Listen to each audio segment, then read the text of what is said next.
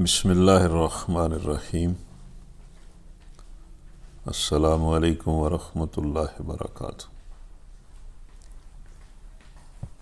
خواتین و حضرات، ہم سب اللہ کی پاکی کے ساتھ، اس کی حمد و ثنا کے ساتھ اور اس گواہی اور شہادت کے ساتھ کہ اللہ کے سوا کوئی معبود نہیں اور اللہ کی عزت، عظمت،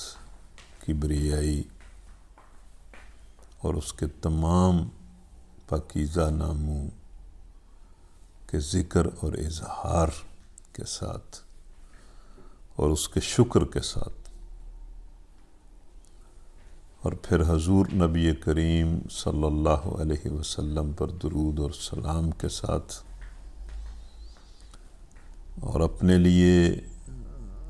اور درجہ بدرجہ سب اہل ایمان کے لیے اللہ سے گناہوں کی مغفرت اور دنیا اور آخرت میں اس کے فضل اور رحمت کی دعا کے ساتھ آج کا پروگرام شروع کر رہے ہیں۔ اللہ تعالیٰ اس کو ہماری طرف سے قبول کرے۔ یہ ہمارا ایک سلسلہ ہے جو ہم نے اللہ کی توفیق سے شروع کیا ہے، اور ہر جمعے کو جمعے کی نماز کے بعد ہم 2:30 بجے اس کو شروع کرتے ہیں اور 4 بجے تک 1.5 گھنٹے میں ایک ربع پارہ کی تلاوت کرتے ہیں، پھر اس کا ترجمہ پڑھتے ہیں، پھر مختصر سی وضاحت اور تشریح تذکیر کے نقطہ نظر سے اپنی اور سب اہل ایمان کی اور سب انسانوں کی اصلاح اور ہدایت کے نقطہ نظر سے ہم تھوڑی بہت تفسیر کرتے ہیں۔ تو یہ ہمارا تقریباً 1.5 گھنٹے کا پروگرام ہوتا ہے، لیکن اب چونکہ موسم بدل رہا ہے اور دن چھوٹے ہو رہے ہیں اور نماز بھی اب عصر کی جو ہے جماعت کا وقت جو ہے وہ بدل کر 4 بجے ہو گیا ہے، اس لیے سردیوں میں ہمارا یہ پروگرام شاید 1.5 گھنٹہ نہ چل سکے اور ہم اس کو گھنٹہ سوا گھنٹہ تک محدود کر لیں۔ بعد میں جب موسم بدلے گا تو ہم اس کے ٹائم کو تھوڑا بڑھا بھی لیں گے۔ بہرحال اللہ کا یہ ہم پر بڑا احسان ہے کہ ہم ہر جمعے کو جمعے کی نماز کے بعد اس طرح اللہ کی طرف اور قرآن کی طرف متوجہ ہوتے ہیں، قرآن کی مجلس میں بیٹھتے ہیں۔ تو پچھلے ہفتے چونکہ میں سرگودا میں نہیں تھا، سندھ کے کچھ شہروں میں کچھ پروگرام تھے، وہاں گیا ہوا تھا، تو عزیزم ڈاکٹر محمد فاروق صاحب نے 5ویں پارے کا آخری ربع آپ کے سامنے پڑھا تھا۔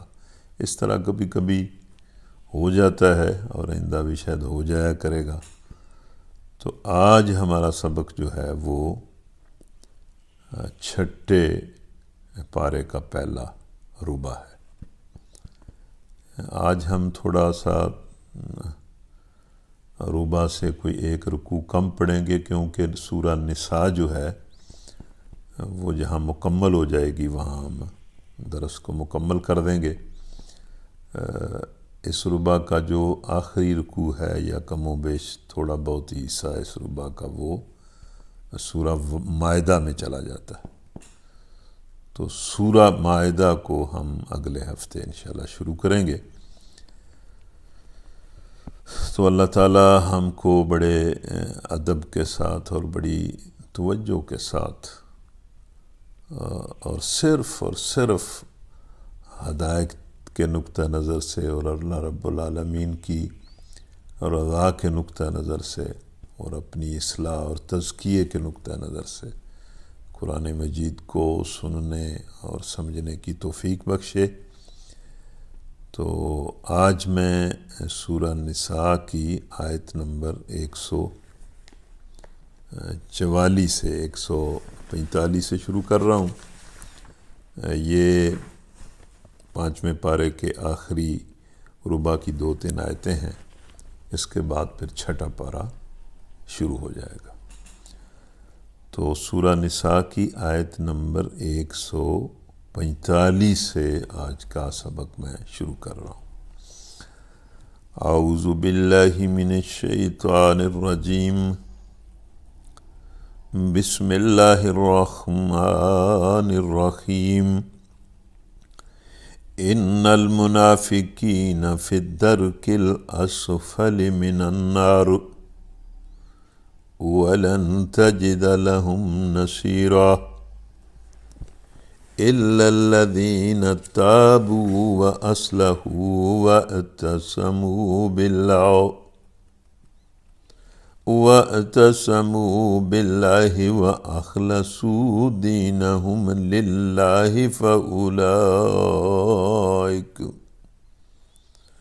فأولئک مع المؤمنین وسوف یؤتی اللہ المؤمنین اجرا عظیما۔ ما يفعل الله بعذابكم إن شكرتم وآمنتم وكان الله شاكرا عليما۔ تو یہ 5ویں پارے کی آخری 2-3 آیتیں ہیں جن میں اللہ تعالیٰ نے منافقین کا ذکر کیا ہے اور فرمایا ہے کہ یقین جانو کہ منافق جہنم کے سب سے نچلے طبقے میں جائیں گے، یعنی جہنم کا جو بدترین طبقہ ہے یا جہنم کی جو بدترین جگہ ہے، جہنم تو ساری کی ساری بہت ہی بدترین ہے، لیکن پھر بھی اللہ تبارک و تعالیٰ نے اس کے درجے بنائے ہوئے ہیں، اور اللہ فرما رہا ہے کہ منافق لوگ جو ہیں جن کے دل میں کچھ اور ہوتا ہے اور زبان پر کچھ اور ہوتا ہے، زبان پر کچھ اور دعوے ہوتے ہیں اور عمل کی دنیا بالکل اس کے برعکس ہوتی ہے، اور منافقین کی پھر کیٹیگریز ہیں، لیکن بہرحال یہ جو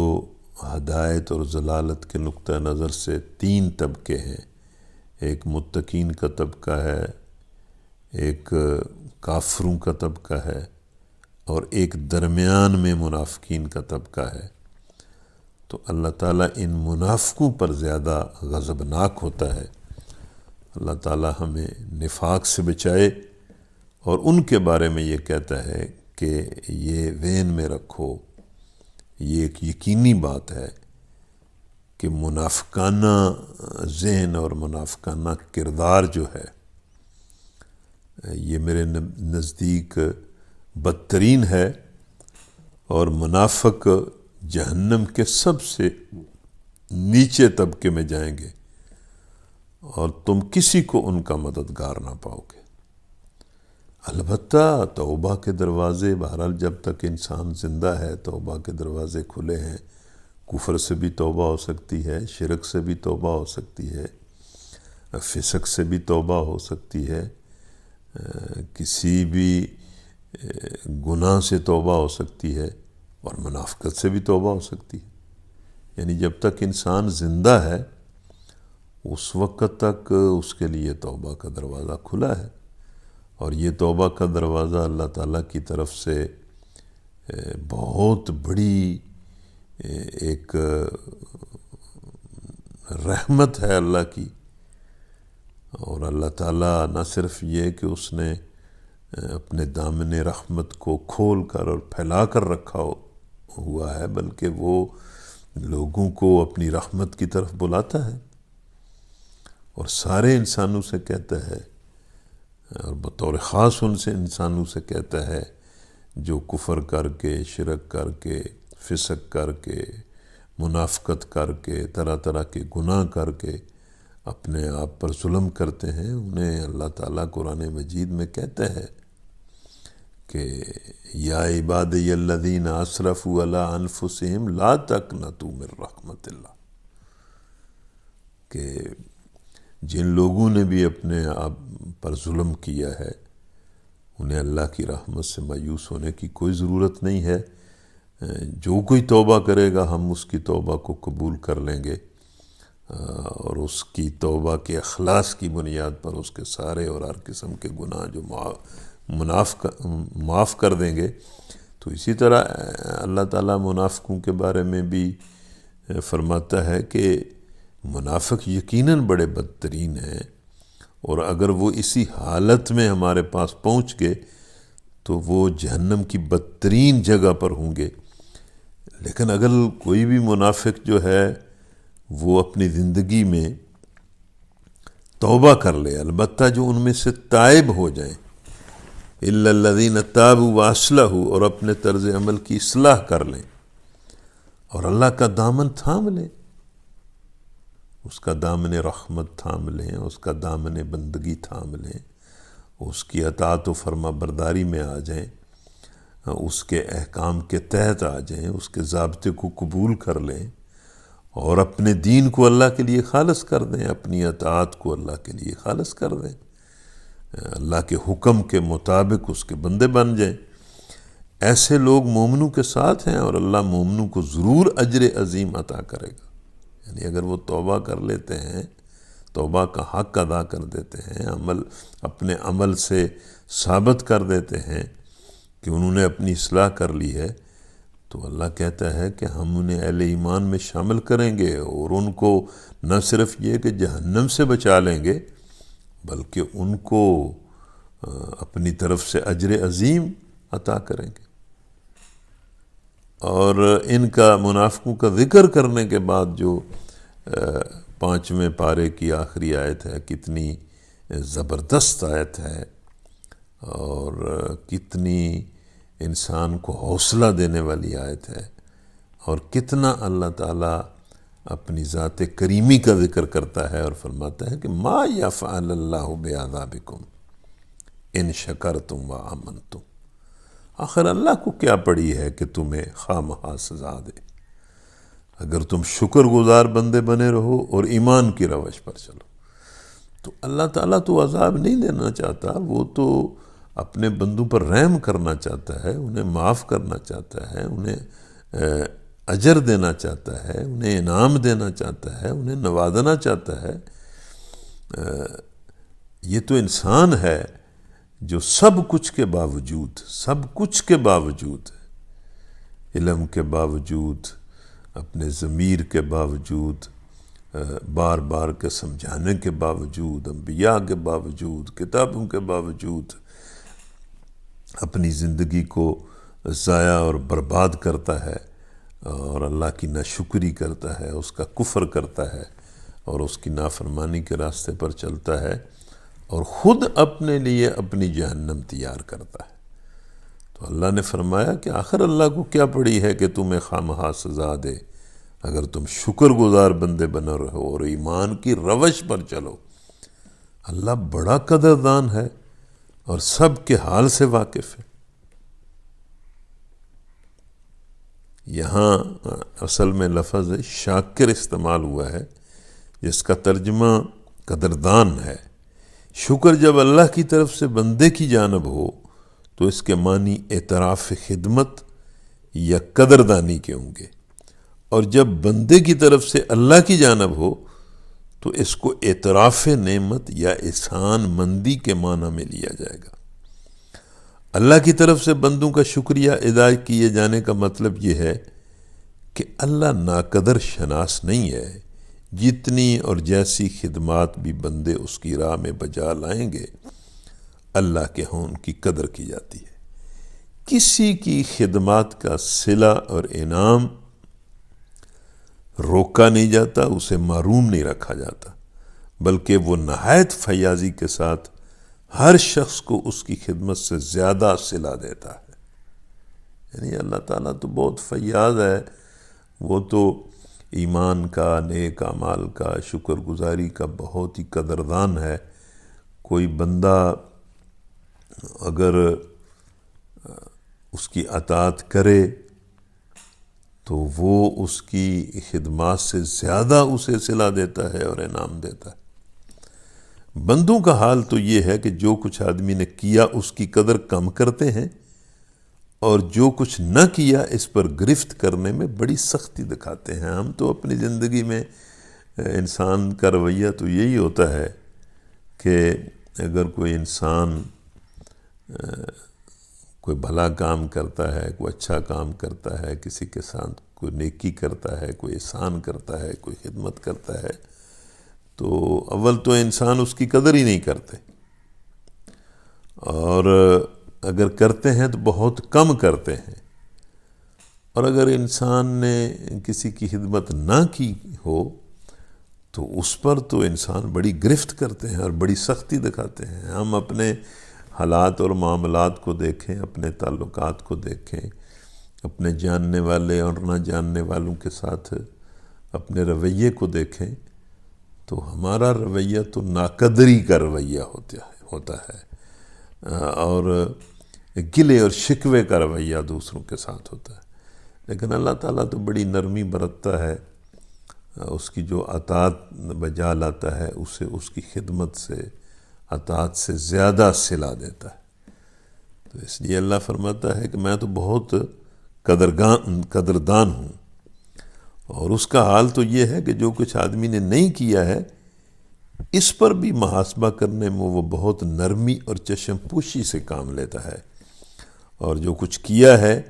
اس کی قدر اس کے مرتبے سے بڑھ کر کرتا ہے۔ تو اللہ رحیم و کریم ہے، اس کی ذات میں پناہ ڈھونڈنی چاہیے، اس کے دامن رحمت میں آنا چاہیے، اور یہ زندگی کے جو 2-4 دن ہیں اس کو اسی کے لیے خالص کر کے گزارنے چاہیے۔ سچی بات یہ ہے کہ جب بھی سوچا جاتا ہے، اپنا محاسبہ کیا جاتا ہے، تو یوں لگتا ہے کہ زندگی کو ضائع بھی کیا ہے اور زندگی ضائع کی بھی جا رہی ہے، اور یہ ایک وقت آئے گا کہ یہ زندگی کا جو موقع ہے، جو ڈیل ہے، جو نعمت ہے، یہ ختم ہو جائے گی، اور پھر انسان کے پاس سوائے پچھتانے کے کچھ نہیں ہوگا۔ لا يحب الله الجهر بالسوء من القول الا من ظلم وكان الله سميعا عليما ان تبدوا خيرا او تخفوه او تعفوا عن سوء فإن الله كان عفوا قديرا ان الذين يكفرون بالله ورسله ويريدون ان يفرقوا بين الله ورسله ويقولون نؤمن ببعض ونكفر ببعض ويريدون أن يتخذوا بين ذلك سبيلا أولئك هم الكافرون حقا وأعتدنا للكافرين عذابا مهينا والذين آمنوا بالله ورسله ولم يفرقوا بين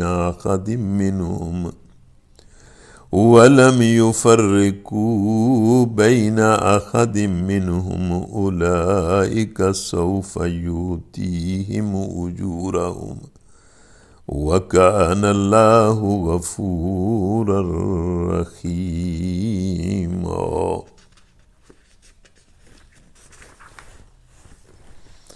اللہ اس کو پسند نہیں کرتا، اللہ اس کو پسند نہیں کرتا کہ آدمی بدگوئی پر زبان کھولے، الا یہ کہ کسی پر ظلم کیا گیا ہو، اور اللہ سب کچھ سننے اور جاننے والا ہے۔ مظلوم ہونے کی صورت میں اگرچہ تم کو بدگوئی کا حق ہے، لیکن اعلیٰ اخلاق کی صفت یہی ہے کہ تم ظاہر اور باطن میں بھلائی ہی کیے جاؤ یا کم از کم برائی سے درگزر کرتے رہو، تو اللہ کی صفت بھی یہی ہے کہ وہ بڑا معاف کرنے والا، حالانکہ سزا دینے پر پوری قدرت رکھتا ہے۔ اس میں اہل ایمان کو ایک بہت ہی اعلیٰ اخلاق کی تعلیم دی گئی ہے، اور اس ماحول میں جب کہ مسلمانوں کے ساتھ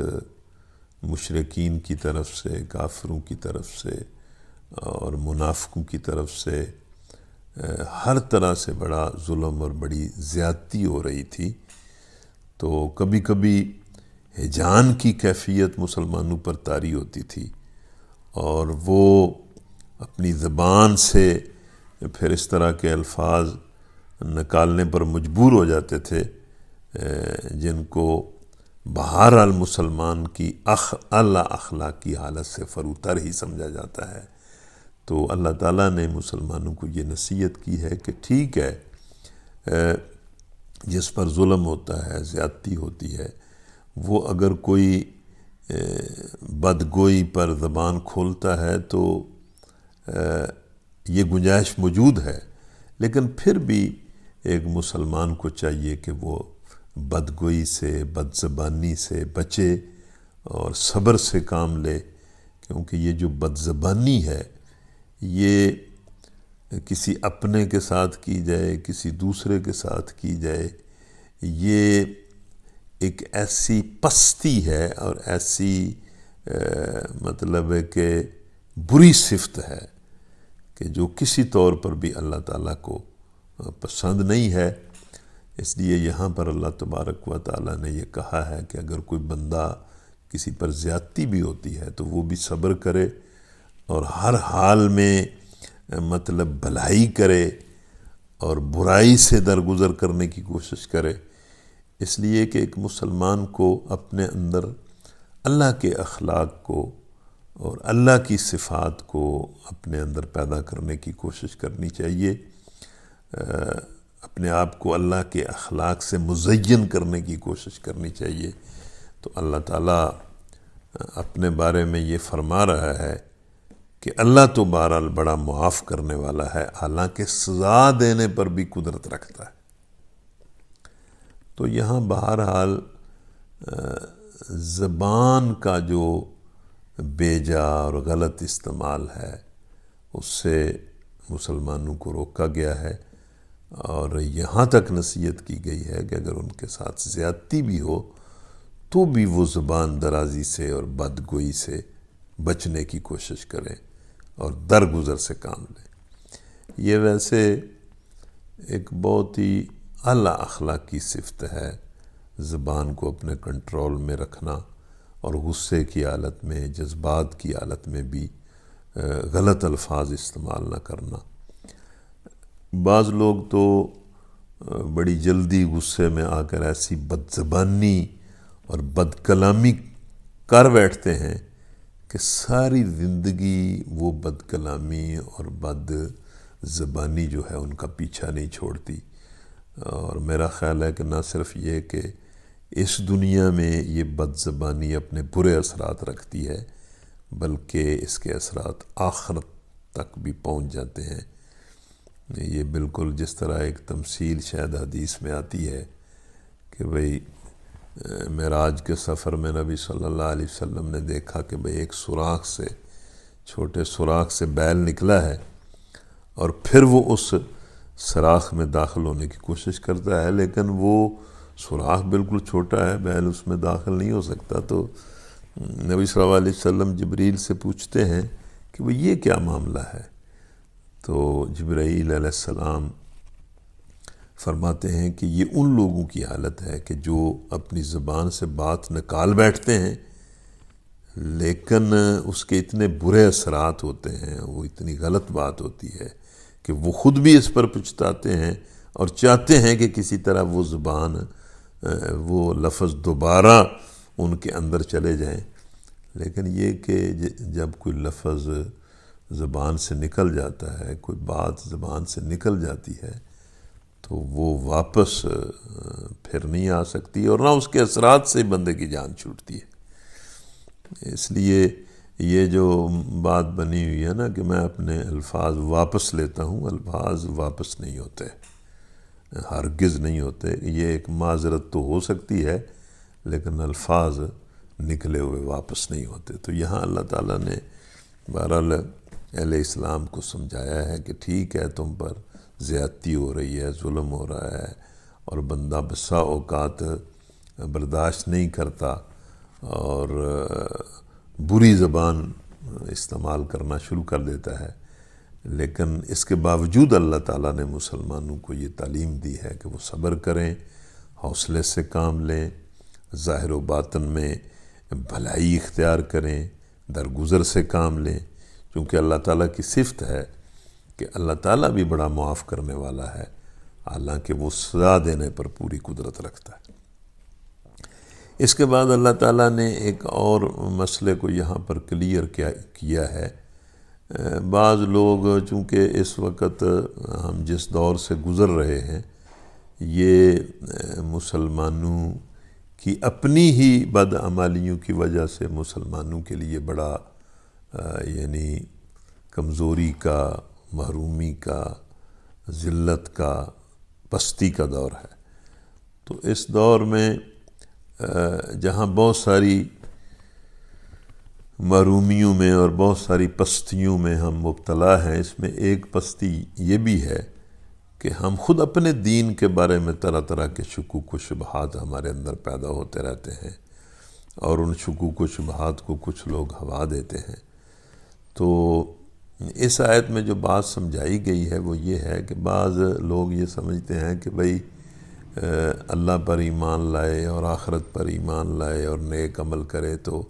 نبی پر ایمان لانے کی کوئی ضرورت نہیں ہے۔ تو یہاں اللہ تعالیٰ نے بالکل کلیئر کر دیا ہے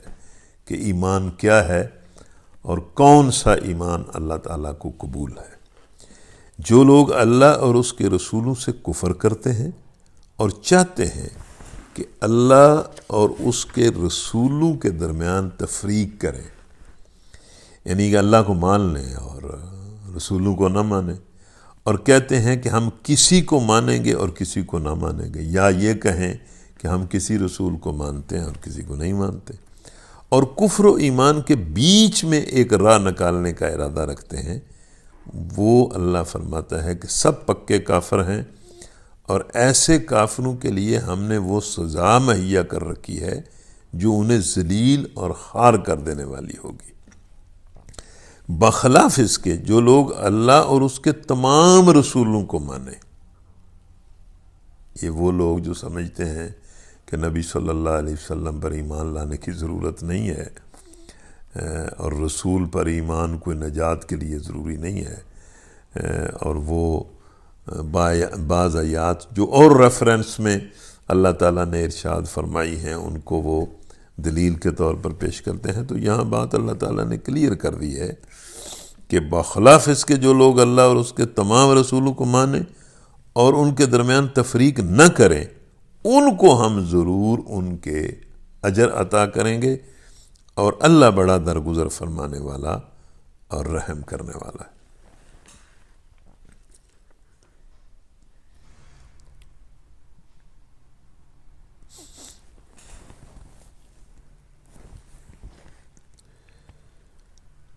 یعنی کافر ہونے میں وہ لوگ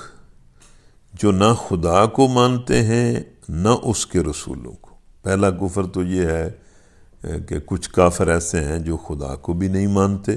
اور رسولوں کو بھی نہیں مانتے، تو یہ کافر ہیں۔ اور وہ جو خدا کو مانتے ہیں مگر رسولوں کو نہیں مانتے، یہ بھی انہی کے ساتھ اسی طرح کافر ہے۔ اور وہ جو کسی رسول کو مانتے ہیں اور کسی کو نہیں مانتے، وہ بھی کافر ہے۔ یہ سب کفر میں یکساں ہیں، جو خدا کو نہیں مانتے اور رسولوں کو نہیں مانتے وہ بھی کافر ہیں، اور جو خدا کو مانتے ہیں مگر رسولوں کو نہیں مانتے وہ بھی کافر ہیں، اور جو کسی رسول کو مانتے ہیں اور کسی کو نہیں مانتے وہ بھی کافر ہیں۔ یہ کفر میں سب یکساں ہیں، ان میں سے کسی کے کافر ہونے میں ذرا برابر شک کی گنجائش نہیں ہے۔ اور جو لوگ خدا کو اپنا واحد معبود اور مالک تسلیم کر لیں اور اس کو بھیجے ہوئے تمام رسولوں کی پیروی قبول کریں، صرف وہی اپنے اعمال پر اجر کے مستحق ہیں، اور وہ جس درجے کا عمل صالح کریں گے اسی درجے کا اجر انہیں مل جائے گا۔ تو یہ یہاں پر ایک بڑی اہم بات ہے جو اللہ تعالیٰ نے کلیئر کر دی ہے کہ جو لوگ اللہ کو نہیں مانتے اور رسولوں کو نہیں مانتے، اور جو لوگ اللہ کو مانتے ہیں اور رسولوں کو نہیں مانتے، اور جو کسی رسول کو مانتے ہیں اور کسی کو نہیں مانتے، یہ تینوں لوگ کفر میں یکساں ہیں، پکے کافر۔ ایمان یہ ہے کہ بندہ اللہ کو مانے اور اس کے سارے رسولوں کو مانے، اور پھر اللہ کے ضابطے کے مطابق رسولوں کی اطاعت کرے، احکام شریعہ کے مطابق اپنی زندگی گزارے، تو وہ اللہ کی طرف سے نجات کا اور اجر کا حقدار ہوگا۔ يسألك أهل الكتاب أن تنزل عليهم كتابا من السماء فقد سألوا موسى أكبر من ذلك فقالوا أرنا الله جهرة فأخذتهم الصاعقة بظلمهم ثم اتخذوا العجل من بعد ما جاءتهم البينات فعفونا عن ذلك وآتينا موسى سلطانا مبينا ورفعنا فوقهم الطور بميثاقهم وقلنا لهم ادخلوا الباب سجدا وَقُلْنَا لَهُمُ ادْخُلُوا الْبَابَ سُجَّدًا وَقُلْنَا لَهُمْ لَا تَعْدُوا فِي السَّبْتِ وَأَخَذْنَا مِنْهُمْ مِيثَاقًا غَلِيظًا فَبِمَا نَقْضِهِمْ مِيثَاقَهُمْ وَكُفْرِهِمْ بِآيَاتِ اللَّهِ وَقَتْلِهِمُ الْأَنْبِيَاءَ بِغَيْرِ حَقٍّ وَقَتْلِهِمُ الْأَنْبِيَاءَ بِغَيْرِ حَقٍّ وَقَوْلِهِمْ قُلُوبُنَا غُلْفٌ بَلْ طَبَعَ اللَّهُ عَلَيْهَا بِكُفْرِهِمْ فَلَا يُؤْمِنُونَ إِلَّا قَلِيلًا وَبِكُفْرِهِمْ وَقَوْلِهِمْ عَلَى مَرْيَمَ بُهْتَانًا عَظِيمًا وَقَوْلِهِمْ إِنَّا قَتَلْنَا الْمَسِيحَ عِيسَى ابْنَ مَرْيَمَ رَسُولَ اللَّهِ وَمَا قَتَلُوهُ وَمَا صَلَبُوهُ وَلَكِنْ شُبِّهَ لَهُمْ وَإِنَّ الَّذِينَ اخْتَلَفُوا فِيهِ لَفِي شَكٍّ مِّنْهُ مَا لَهُمْ بِهِ مِنْ عِلْمٍ إِلَّا اتِّبَاعَ الظَّنِّ وَمَا قَتَلُوهُ يَقِينًا بَلْ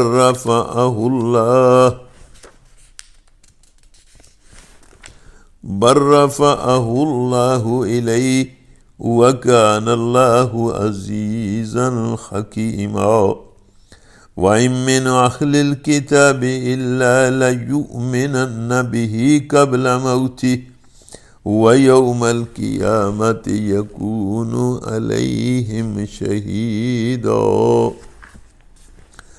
فَبِظُلْمٍ مِّنَ الَّذِينَ هَادُوا حَرَّمْنَا عَلَيْهِمْ طَيِّبَاتٍ أُحِلَّتْ لَهُمْ وبصدهم عن سبيل الله كثيرا وأخذهم الربا وقد نهوا عنه وأكلهم أموال الناس بالباطل وأعتدنا للكافرين منهم عذابا أليما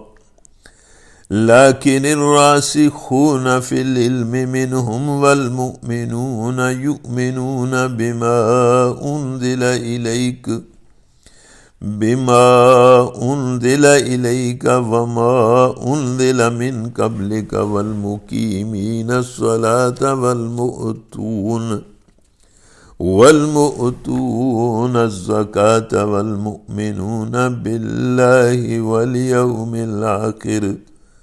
اولئک سنؤتیہم اجرا عظیما۔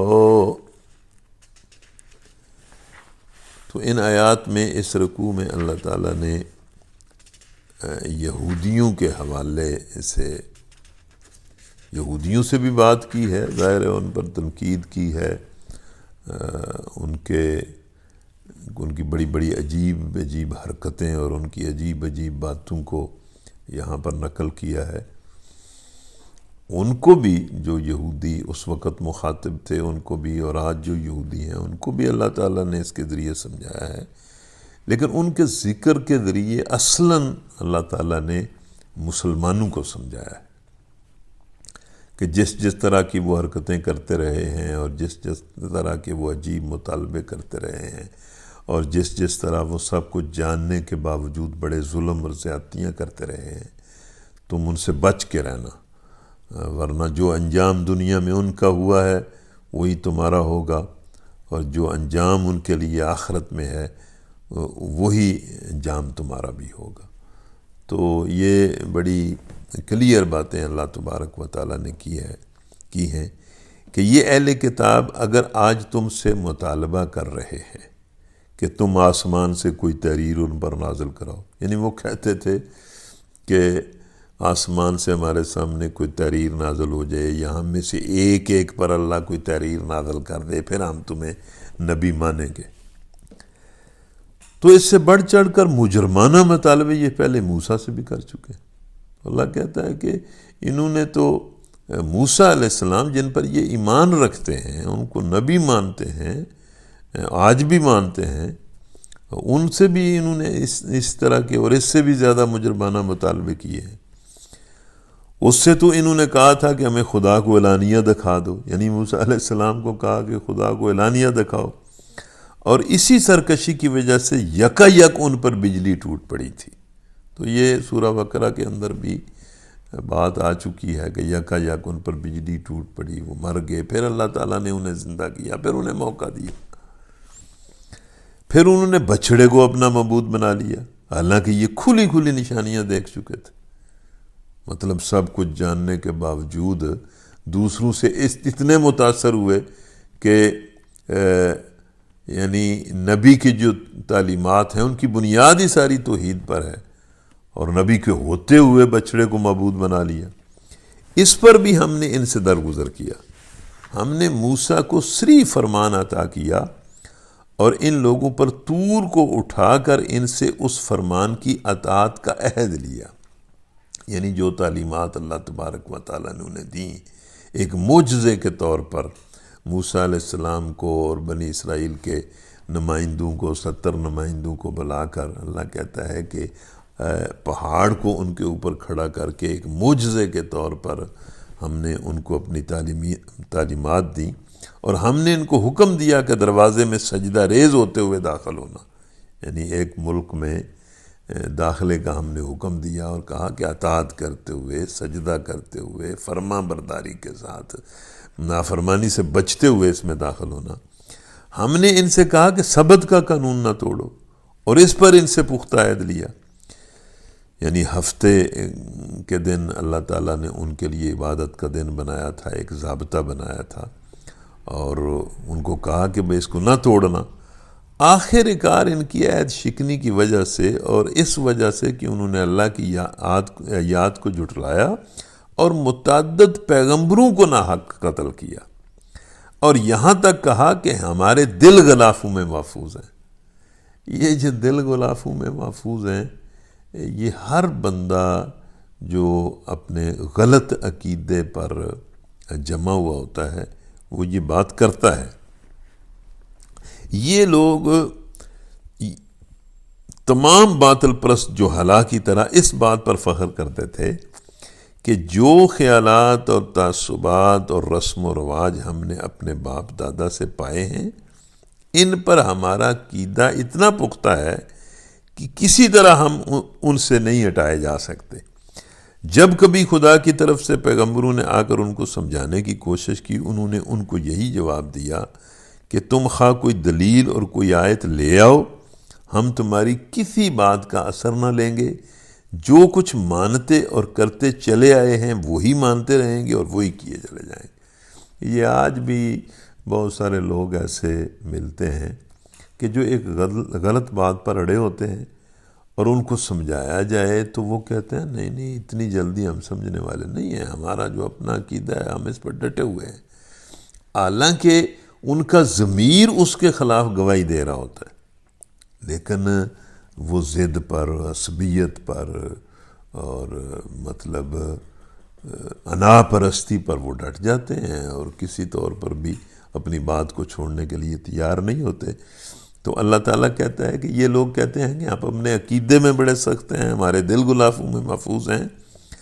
حالانکہ در حقیقت ان لوگوں کی باطل پرستی کی وجہ سے اللہ نے ان کے دلوں پر ٹھپا لگا دیا ہوتا ہے، مہر لگا دی ہوتی ہے، لعنت زدہ دل ہوتا ہے، وہ دل لعنت زدہ آتا ہے جو کسی عصبیت، کسی مفاد کی وجہ سے غلط بات پر اڑ جاتا ہے۔ وہ کوئی دل محفوظ نہیں ہوتا، وہ تو اس پر تو مطلب ہے کہ بدنصیبی کی اور جہالت کی اور گمراہی کی مہر لگی ہوئی ہوتی ہے۔ یہ کون سی فخر کی بات ہے کہ ایک بندہ غلط بات پر اڑ جاتا ہے اور کہتا ہے میرا دل محفوظ ہے۔ اللہ تعالیٰ اس سے بچائے۔ بعض لوگوں کو ہم دیکھتے ہیں کہ وہ اسی طرح ضد پر اڑے رہتے ہیں، اور اسی وجہ سے اللہ فرماتا ہے کہ یہ بہت کم ایمان لاتے ہیں۔ پھر یہودیوں کے بارے میں اللہ کہتا ہے کہ یہ اپنے کفر میں اتنے بڑے کہ مریم پر سخت بہتان لگایا، یعنی مطلب حالانکہ عیسیٰ علیہ السلام کی پیدائش کا جب مرحلہ آیا تو سب لوگوں نے اس معجزے کو دیکھا اور عیسیٰ علیہ السلام کو گہوارے میں خطاب کرتے ہوئے دیکھا، لیکن جب عیسیٰ علیہ السلام جوان ہوئے اور انہوں نے نبوت کا دعویٰ کیا اور لوگوں کو ان کی غلطیوں پر ٹوکا تو ان یہودیوں نے ان پر مطلب عجیب بہتان لگا دیا، مریم پر بہتان لگا دیا۔ تو یہ اللہ کہتا ہے کہ یہ اپنی غلطیوں سے اور اپنی برائیوں سے، بدکاریوں سے، اپنی زیادتیوں سے باز نہیں آتے اور بڑے بڑے جرم جو ہیں وہ کر گزرتے ہیں۔ اور یہاں تک انہوں نے کہا یہودیوں نے کہ ہم نے مسیح عیسیٰ ابن مریم رسول اللہ کو قتل کر دیا ہے، یعنی خود کہتے ہیں کہ یہ اللہ کے رسول بھی ہیں اور خود اس کو سینے پر ہاتھ مار کر فخر کرتے ہیں کہ ہم نے اللہ کے رسول کو قتل کیا۔ مطلب ہے کہ بندہ اللہ کے مقابلے میں کس طرح کھڑا ہو جاتا ہے، اور جو مہلت اللہ تعالیٰ نے، جو مہلت اور آزادی یہ زندگی کی تھوڑی سی دی ہے، اس کا کس طرح غلط استعمال کرتا ہے۔ حالانکہ فی الواقع اللہ کہتا ہے کہ انہوں نے نہ ان کو قتل کیا، نہ صلیب پر چڑھایا، بلکہ معاملہ خود ان کے لیے مشتبہ بنا دیا گیا۔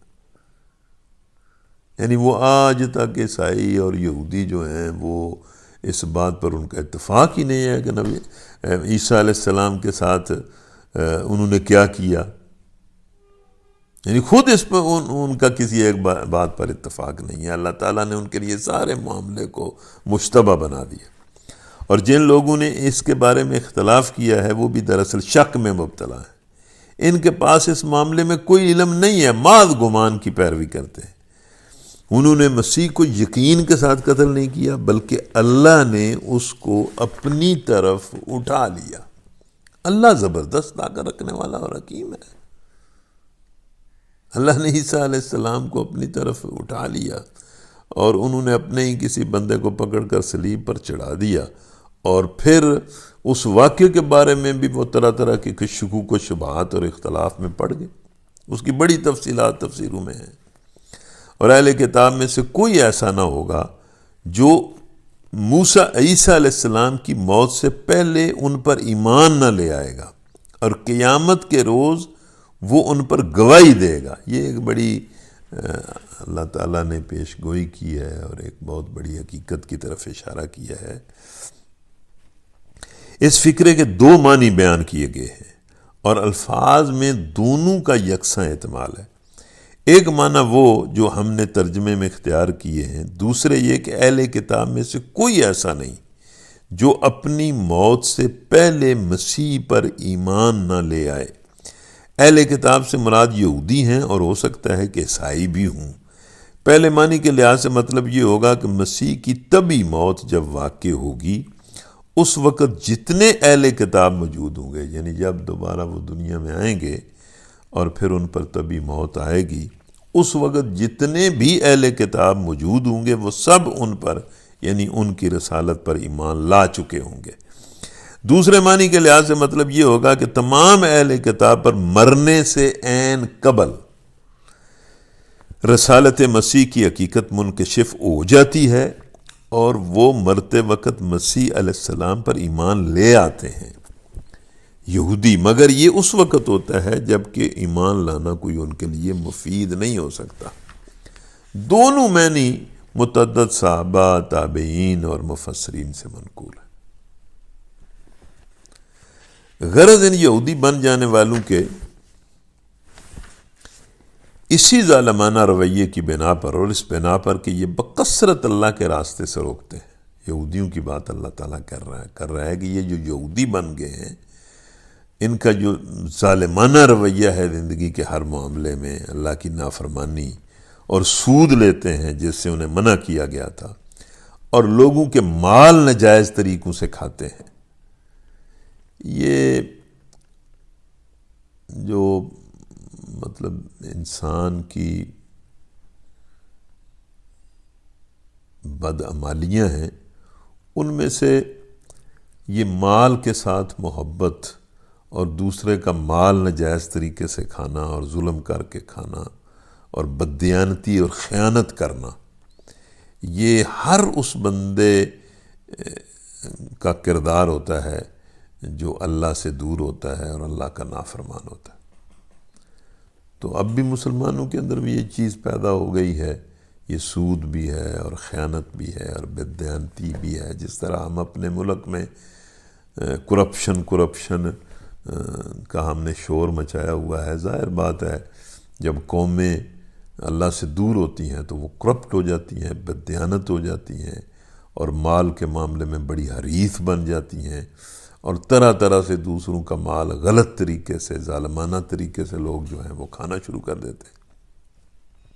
تو یہودیوں کے بارے میں بھی اللہ نے فرمایا کہ یہ اللہ کے راستے سے روکتے ہیں، دین سے روکتے ہیں،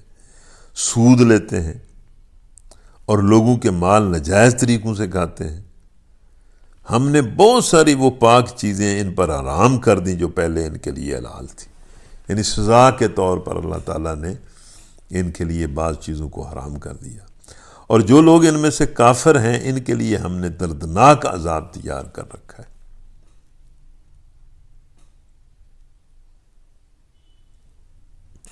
مگر ان میں سے جو لوگ پختہ علم رکھنے والے ہیں اور ایماندار ہیں، اللہ ظاہر بات ہے کہ پوری قوم کی قوم جو ہے ایک طرح نہیں ہوتی، ان یہودیوں میں بھی نبی صلی اللہ علیہ وسلم کے زمانے میں بھی مطلب بہت سارے یہودی جو ہیں وہ حقیقت کو انہوں نے مان لیا، ایمان لے آئے، اپنی روش کو، اپنے اعمال کو انہوں نے ٹھیک کر لیا۔ تو اللہ کہتا ہے کہ ان میں سے جو لوگ پختہ علم رکھنے والے ہیں اور ایماندار ہیں وہ سب اس تعلیم پر ایمان لاتے ہیں جو تمہاری طرف نازل کی گئی ہے۔ یعنی نبی صلی اللہ علیہ وسلم کو بتایا گیا کہ جو ان میں سے ٹھیک لوگ ہیں وہ تم پر ایمان لے آتے ہیں، تمہاری تعلیم پر ایمان لے آتے ہیں، اور تم سے پہلے جو نازل کی گئی تھی اس کو بھی مانتے ہیں۔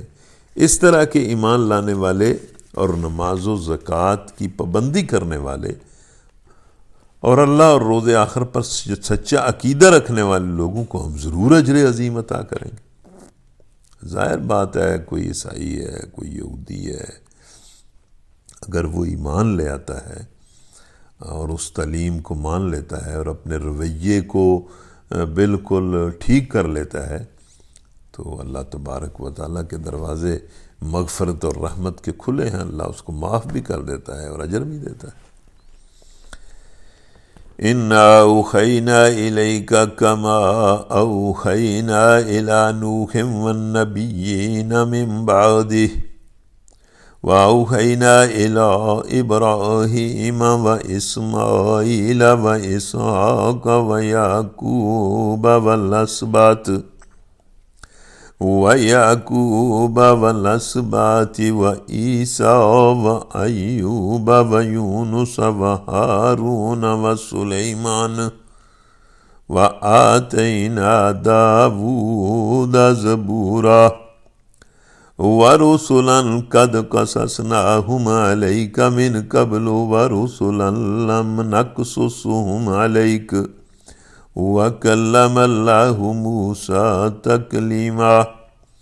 رسلا مبشرين ومنذرين لئلا يكون للناس على الله حجة بعد الرسل وكان الله عزيزا حكيما لكن الله يشهد بما أنزل إليك أنزله بعلمه والملائكة يشهدون وكفى بالله شهيدا إن الذين كفروا وصدوا عن سبيل الله قد ضلوا ضلالا بعيدا إن الذين كفروا وظلموا لم يكن الله ليغفر لهم ولا ليهديهم طريقا إلا طريق جهنم خالدين فيها أبدا وكان ذلك على الله يسيرا يا أيها الناس قد جاءكم الرسول بالحق من ربكم فآمنوا خيرا لكم وَإِن تَكْفُرُوا فَإِنَّ لِلَّهِ مَا فِي السَّمَاوَاتِ وَالْأَرْضِ وَكَانَ اللَّهُ عَلِيمًا حَكِيمًا يَا أَهْلَ الْكِتَابِ لَا تَغْلُوا فِي دِينِكُمْ وَلَا تَقُولُوا عَلَى اللَّهِ إِلَّا الْحَقَّ إِنَّمَا الْمَسِيحُ عِيسَى ابْنُ مَرْيَمَ رَسُولُ اللَّهِ وَكَلِمَتُهُ ألقاها إلى مريم وروح منه فآمنوا بالله ورسله ولا تقولوا ثلاثة انتهوا خيرا لكم إنما الله إله واحد سبحانه أن يكون له ولد له ما في السماوات وما في الأرض وَكَفَى بِاللَّهِ وَكِيلًا۔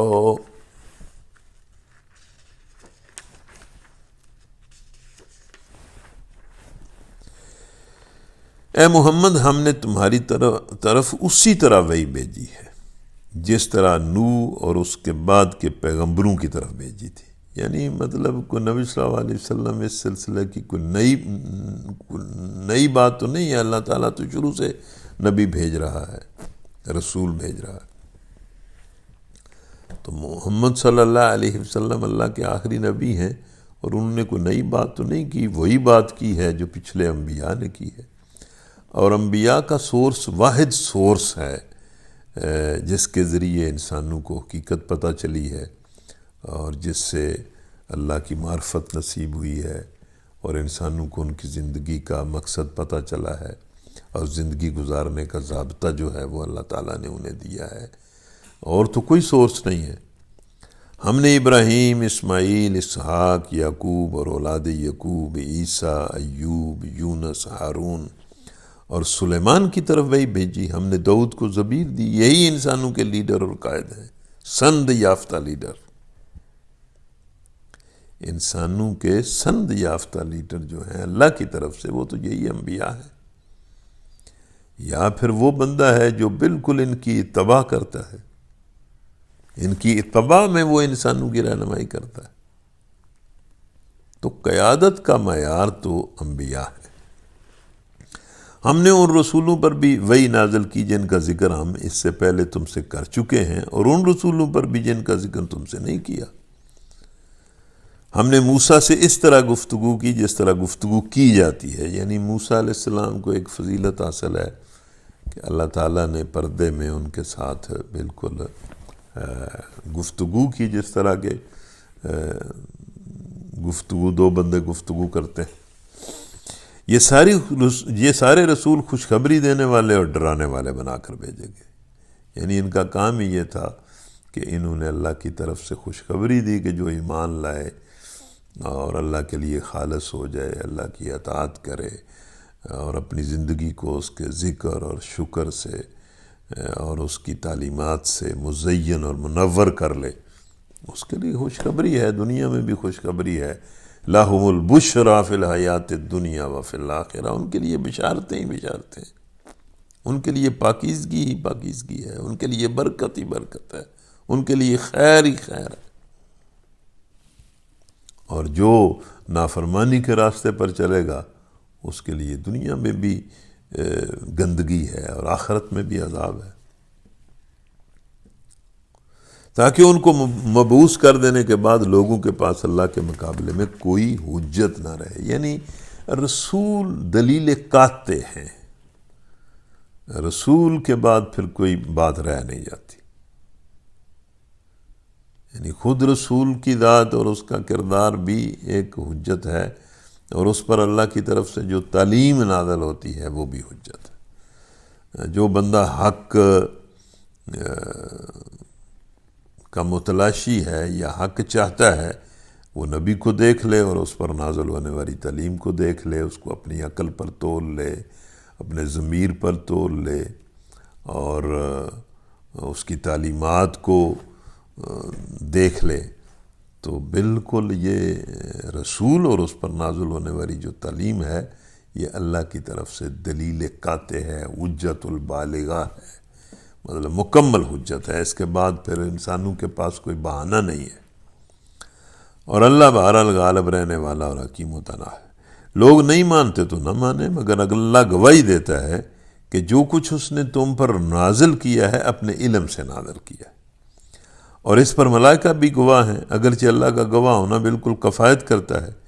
جو لوگ اس کو ماننے سے خود انکار کرتے ہیں اور دوسروں کو خدا کے راستے سے روکتے ہیں، وہ یقیناً گمراہی میں حق سے بہت دور نکل گئے۔ اس طرح جن لوگوں نے کفر اور بغاوت کا طریقہ اختیار کیا اور ظلم اور ستم پر اتر آئے، اللہ ان کو ہرگز معاف نہیں کرے گا، اور انہیں کوئی راستہ بجز جہنم کے راستے کے نہ دکھائے گا، جس پر وہ ہمیشہ رہیں گے۔ اللہ کے لیے یہ کوئی مشکل کام نہیں، یعنی جو اللہ تعالیٰ پر ایمان نہیں لاتا، رسولوں پر ایمان نہیں لاتا، اطاعت کا راستہ اختیار نہیں کرتا، تو اس کے لیے پھر کوئی اور راستہ نہیں ہے سوائے جہنم کے راستے کے۔ اس راستے کو چھوڑ کر وہ جس راستے پر چلے گا وہ سیدھا جہنم میں چلا جائے۔ لوگوں، یہ رسول تمہارے پاس تمہارے رب کی طرف سے حق لے کر آ گیا ہے، ایمان لاؤ، تمہارے ہی لیے بہتر ہے، اور اگر انکار کرتے ہو تو جان لو کہ آسمانوں اور زمین میں جو کچھ ہے سب اللہ کا ہے، اور اللہ علیم بھی ہے اور حکیم بھی ہے۔ تو اس طرح کے جملے بھی اللہ تعالیٰ ارشاد فرماتا ہے کہ ایمان کی دعوت دیتا ہے، اور ساتھ ہی کہتا ہے کہ اگر ایمان نہیں لاؤ گے تو تمہارا کیا ہے؟ کچھ بھی نہیں ہے، سب کچھ تو اللہ کا ہے، تم نے تو فنا ہو جانا ہے۔ پہلے موت کا لقمہ بنو گے، اجل کا لقمہ بنو گے، اور پھر جہنم کا لقمہ بن جاؤ گے، تمہارا کیا ہے؟ بندے کے پاس تو اصل متاع جو ہے وہ ایمان اور نیکی کی متاع ہے۔ جس کے پاس ایمان اور تقوی نہیں ہے، ایمان اور نیکی نہیں ہے، اس کے پاس کیا ہے؟ پھر تو اس کے پاس کفر ہے اور اللہ کا عذاب ہے۔ تو یہاں ٹھہر کر ہم سب کو مطلب ایمان کی گواہی دینی چاہیے، اور میں تو اس مجلس میں اللہ کا شکر ادا کرتا ہوں کہ ہم اس طرح قرآن پڑھتے ہیں، اور آپ جو لوگ بھی اس کو سن رہے ہیں یا کبھی سنیں گے، تو میں تو سب سے یہ کہتا ہوں کہ آئیں یہ بات کہیں کہ یا اللہ، ہم تو بالغیب ایمان لاتے ہیں اور گواہی دیتے ہیں کہ تیرے سوا کوئی معبود نہیں، تیری ذات پاک ہے، تیرے ہی لیے حمد ہے، تو ملک کا واحد مالک ہے اور ہر شے پر قادر ہے، تو بڑا ہی پناہ دینے والا بابرکت ذات ہے، اور یا اللہ ہم گواہی دیتے ہیں کہ تیرے سارے انبیاء اور فرشتے حق اور سچ ہیں، اور یا اللہ ہم یہ بھی گواہی دیتے ہیں کہ محمد صلی اللہ علیہ وسلم تیرے بندے، رسول اور آخری نبی ہیں، اور یہ بھی گواہی دیتے ہیں کہ جو کچھ تو نے محمد صلی اللہ علیہ وسلم پر اور ان سے پہلے نازل کیا ہے وہ عین حق ہے، اور یہ بھی گواہی دیتے ہیں کہ تیرا وعدہ قیامت و آخرت سچا ہے۔ یا اللہ ہماری طرف سے اس گواہی کو لکھ لے اور ہمیں آخری سانس تک اس گواہی پر عملاً استقامت نصیب فرما، اور اس گواہی کے مطابق ہمیں بالکل پاک کر دے، اور پاک کر کے ہمیں اپنی رحمت اور اپنے فضل کے ساتھ دنیا میں بھی ذلت سے اور اپنی ناراضگی سے بچا، اور آخرت میں بھی اپنے عذاب سے بچا، اور اپنی رضا کی جگہ اور سلامتی کی جگہ جنت عطا کر دے، جنت الفردوس عطا کر دے۔ تو ہم سب ایمان لاتے ہیں اور گواہی دیتے ہیں۔ اے اہل کتاب اپنے دین میں غلو نہ کرو۔ عیسائیوں نے بڑا عجیب غلو کیے، مطلب حضرت عیسیٰ علیہ السلام کو خدا بنا ڈالا، روح کو خدا بنا ڈالا، مریم علیہ السلام کے بارے میں عجیب غلو کیا، پھر عیسیٰ علیہ السلام کو اللہ کا بیٹا بنا ڈالا۔ مطلب دین جو کچھ ہے اس کے مطابق اس پر عمل کرو، یعنی رسول کو بڑھا کر خدا نہ بناؤ، اور خدا کے درجے کو رسول سے نہ گھٹاؤ، مطلب اس طرح نہ کرو، غلو نہ کرو،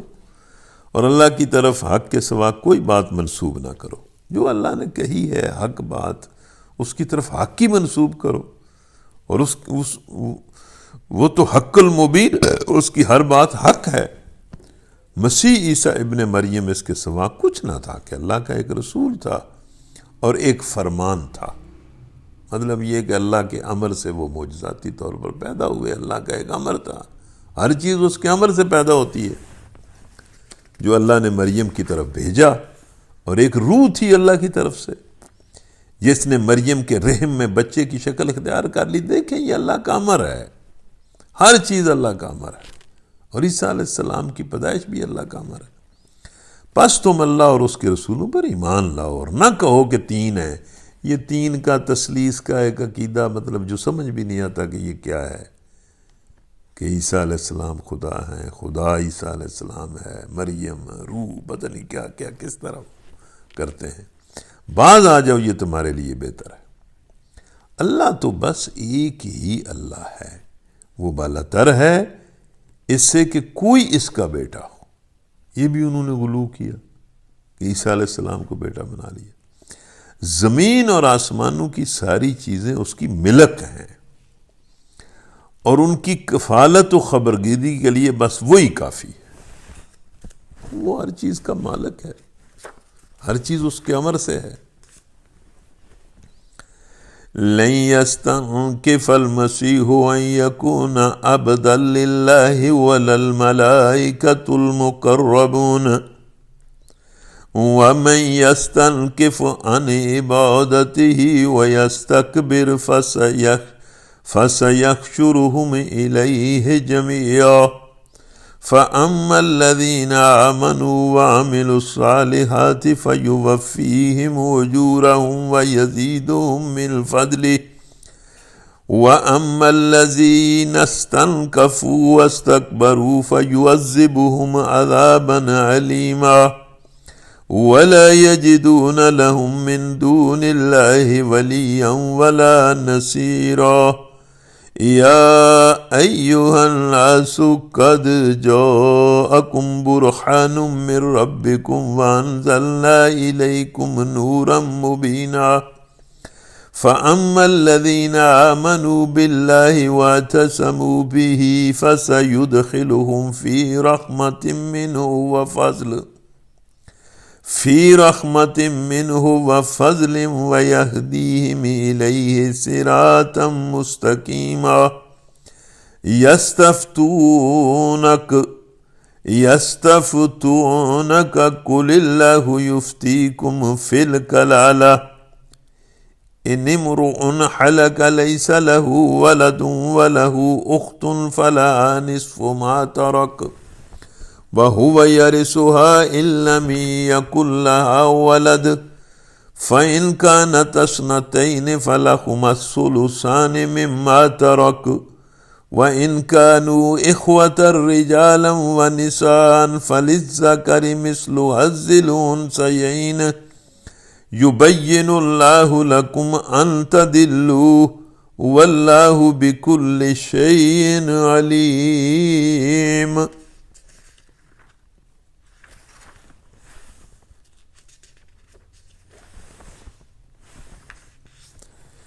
مسیح نے کبھی اس بات کو عار نہیں سمجھا کہ وہ اللہ کا ایک بندہ ہو، اور نہ مقرب ترین فرشتے اس کو اپنے لیے عار سمجھتے۔ مطلب یہ کہ اللہ کے علاوہ جو کچھ ہے اس کی مخلوق ہے، اس کی غلام ہے، اس کی اطاعت گزار ہے، تو بندگی ہی مطلب انسان کے لیے تو بندگی ہی اس کی عزت اور اعزاز ہے، اور بندگی کو عار سمجھنا اور سمجھنا کہ یہ کوئی کمزوری ہے، یہ کوئی ایسی چیز ہے، بندگی ہی تو سب سے بڑا اعزاز ہے۔ بندگی کے مقام سے کسی کو اوپر اٹھا کر الہ کے مقام پر لے جانا، یہ تو بڑی غلط بات ہے اور بڑا ظلم ہے۔ اس لیے اللہ فرماتا ہے کہ مسیح تو خود بندے تھے اور بندگی کو عار نہیں سمجھتے تھے، بلکہ بندگی کو فخر سمجھتے تھے۔ اس بات کو ذہن میں رکھیں کہ بندگی بندے کے لیے فخر ہے، بندگی بندے کے لیے عزت ہے، بندگی بندے کے لیے رفعت ہے۔